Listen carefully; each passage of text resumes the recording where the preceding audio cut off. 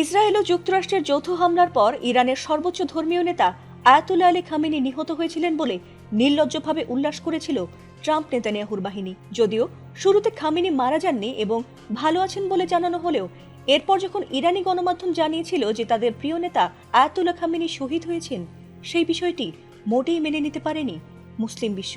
তবে খামেনি নিহত হওয়ার খবরে ট্রাম্প ভেবেছিল যে আলী খামেনির নির্দেশনা ছাড়া চলতে না পেরে তাদের কাছে বুঝি সহজেই আত্মসমর্পণ করবে ইরান। কিন্তু ট্রাম্পের সেই ভাবনাকে মিথ্যে করে খামেনির মৃত্যুর খবরের পর যুদ্ধবিরতির প্রস্তাব নাকচ করে আরও বেশি করে শক্তিশালী হামলা চালিয়ে ইসরায়েল ও যুক্তরাষ্ট্রকে প্রতিদিনই নাস্তানাবুদ করে চলেছে সাহসী মুসলিম দেশ ইরান।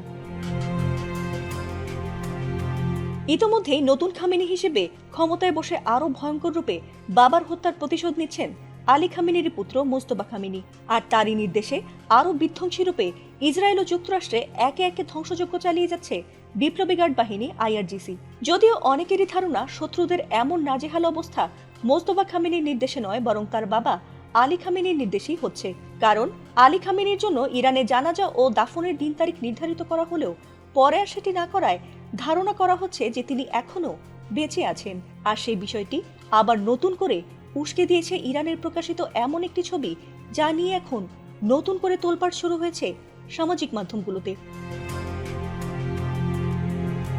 ইরানের রাষ্ট্রায়ত্ত সংবাদ মাধ্যম ইরনা এবার প্রকাশ করেছে আলী খামেনির এমন একটি ছবি যেখানে দেখা যাচ্ছে যে তিনি সোফায় বসে বই পড়ছেন, আর সেটি কুরআন মাজিদ বলে উল্লেখ করেছে তারা। যদিও ইরনার তথ্য অনুযায়ী সিসিটিভি ক্যামেরায় ধারণ করা ছবিটি তোলা হয় গত 28 ফেব্রুয়ারি স্থানীয় সময় সকাল 9:40 আর এর 20 মিনিট পর সেখানে হামলা করে ট্রাম্প নেতানিয়াহুর বাহিনী। যদিও মোস্তফা খামেনি জানিয়েছিলেন যে গত 10 রমজানে কুরআন পড়া অবস্থায় শহীদ হয়েছিলেন তার বাবা আলী খামেনি। তবে নতুন করে আলী খামেনির কুরআন হাতে ছবি প্রকাশকে তার বেঁচে থাকার ইঙ্গিত বলেই ধরে নিয়েছেন তার ভক্তরা। ফাতিমা সুলতানা, এটিএন বাংলা।